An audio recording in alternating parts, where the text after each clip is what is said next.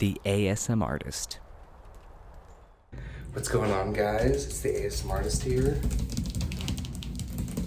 Back with another lo-fi show and tell walk around video. The last one was upstairs. This one we're doing down in my studio. I'm sorry the audio is really bad right now. It will get better. But I want to start on this giant Sgt. Pepper's poster you see on the way downstairs. The next thing you see is the Band Junkies wall that everybody who comes over has to sign. So go ahead and sign that real quick. Okay, very good. And this is where the magic happens. Ignore the ceiling. Ignore that. You're not supposed to see that. This is where I record all my videos. I just have this light on already down here. I'm just gonna show you my equipment, kind of do a show and tell, hopefully make some nice sounds.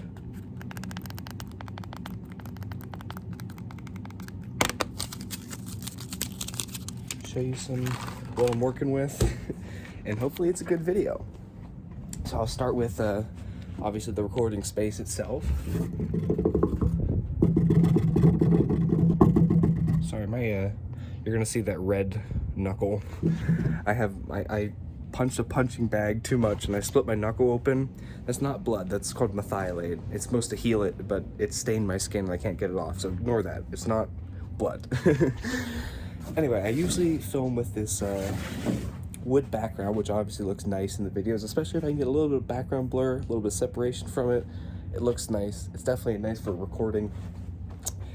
But right now, in front of it here, I have this black backdrop because yesterday I was doing some professional headshots in the studio here. So I was setting it up so they'd smile, and this would just be a solid black backdrop behind them. And I have what is usually my main video light actually as a background light, and there's a good reason for that. Let me show you this here. So this is the big boy video light. It's my most powerful video light. It's 300 watts, and it actually takes a second to turn on because it's putting so much power. It's on maximum power right now.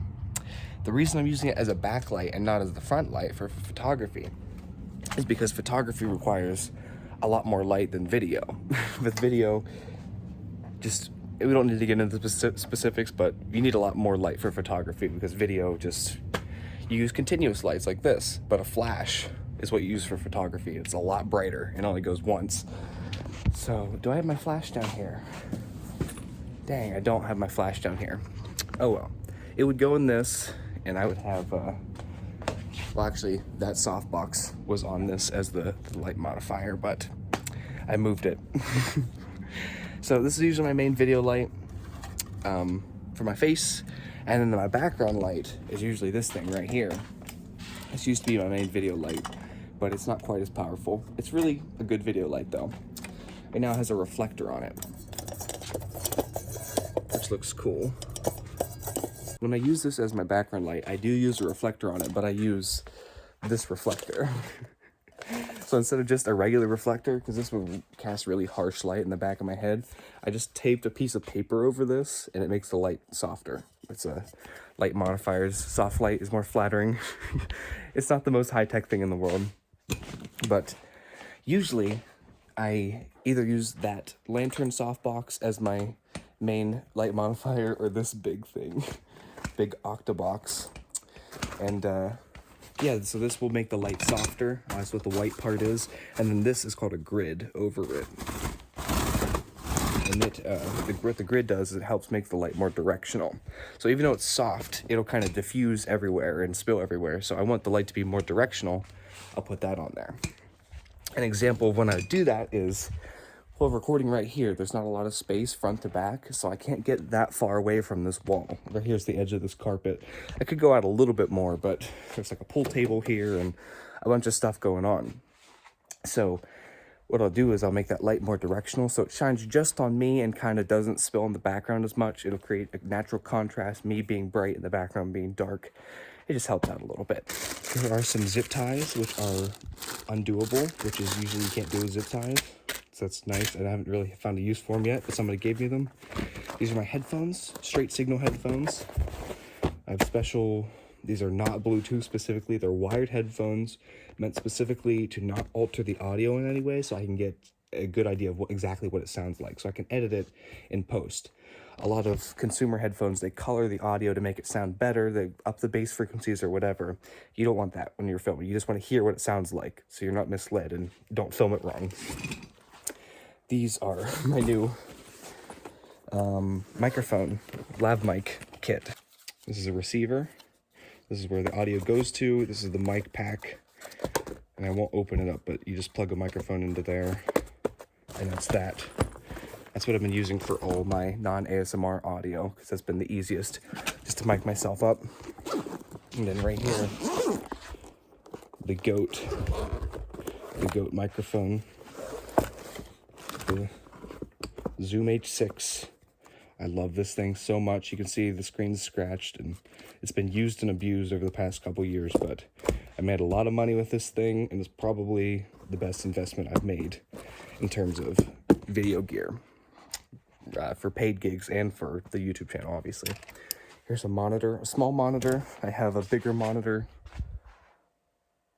somewhere here. I don't know. Here's the stand corner. Here's one tripod. Here's another tripod. Here's another tripod. Here's a stand, another stand, a little light stand, microphone stand, big microphone stand, another microphone stand, this microphone stand which holds this reflector, because I don't have the jankiest reflector holder. It is not meant to hold a reflector. But it does just fine. Here's the Blue Yeti Pro. I don't use this as much.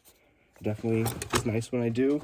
And this is just a bunch of junk. I should have cleaned this up. This is not that fun to look at. This is a trigger for a flash. It goes on your camera. This is a spinning table, a rotating display for like product videos. There's a smoke machine.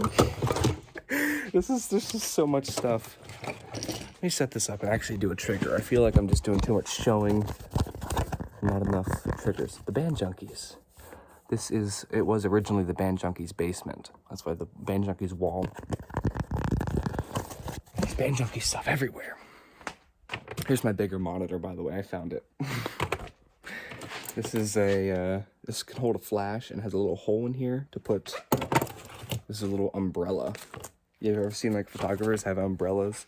It's like another light diffuser, but it's portable. Look at how small it can go. The Band Junkies, here's a Band Junkies stool. Here's a Band Junkies table.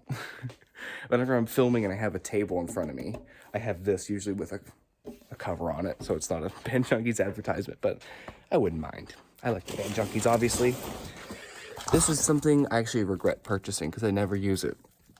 It's a big old light box for product photography, and it has like a light up top here. I don't know if you can see it all. And it just kind of reflects all inside and evenly lights things, so there's like no shadows on them. I don't really like it. I'd rather I have all these other lights. I'd prefer to just set those up and use them. What else? I mean, here's a bunch of stuff in this corner, like tripod cases and boxes of lights. Here's the slider. This is the next, probably the final big thing. I haven't used this thing enough. I need to use this thing. Okay, here we go. I'm making sure it's still recording. So this thing, you put your camera on here and it goes along this track. I don't want to take it out of the way. So the camera goes along this track, and it actually, and here's a motor, so I can motorize it and pick a place along the track with my phone where it starts and ends and how fast it goes between them. And you mount the camera on there with this thing. And yeah, you can imagine what the use case is, right? Smooth shot. Let's sit down here for another minute or two here at the end. Sit at the equipment corner. I'm gonna sit in this nice chair and not knock that stand over. Guitar pick.